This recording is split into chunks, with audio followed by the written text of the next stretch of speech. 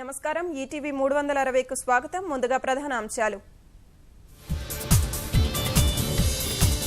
Petroleum tank యజమానుల ఆందోళన బాట. వ్యాట్ పెంపునకు వ్యతిరేకంగా అర్ధరాత్రి నుంచి సమ్మె. తెలంగాణలో తెలుగుదేశం పార్టీకి కార్యకర్తలే బలం. 2019లో అధికారమే లక్ష్యంగా ముందుకెళ్లాలన్న లోకేష్. రాష్ట్రంలో భాజపా బలోపేతంపై కమలనాథుల దృష్టి.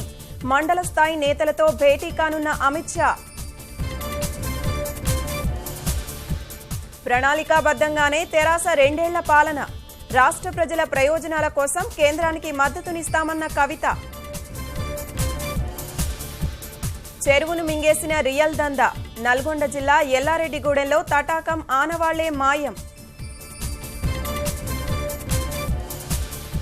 మహోద్యమంలా జల సంరక్షణ చర్యలు. హైదరాబాద్ కోకాపేటలో అతిపెద్ద ఇంకుడుగుంత తవ్వకం.